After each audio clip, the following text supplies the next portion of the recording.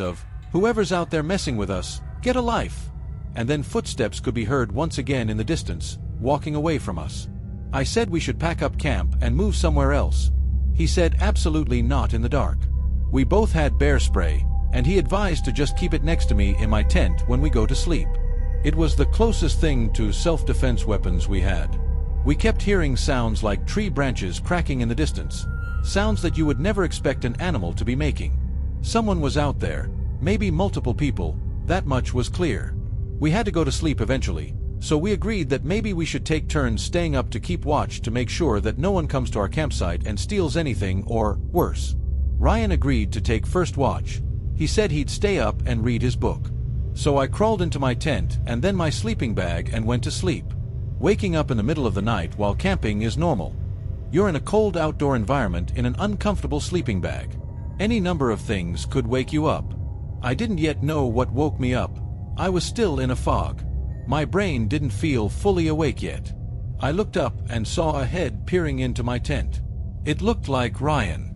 I rubbed my eyes, but really it was the darkness that was preventing me from seeing anything of his face. I said, "Ryan," thinking he was waking me up to take my turn of keeping watch. I said groggily, "Is it my turn?" I stared at the head peering at me in my sleeping bag, slowly growing more awake every second. Then I heard the zipper to the tent quickly zip up, and his head disappeared. I laid back down in my sleeping bag, but only for a second. I suddenly had some weird moment of clarity where I shot to an upright position and listened as the footsteps walked away. "Ryan," I said, but he didn't answer. I unzipped my tent to peek out at the campsite. The fire was dead. Ryan wasn't out there. I went over to Ryan's tent, which was zipped up. I unzipped it and looked inside to see Ryan fast asleep in his sleeping bag. I got chills, goosebumps, whatever you want to call it. I almost freaked out at the realization.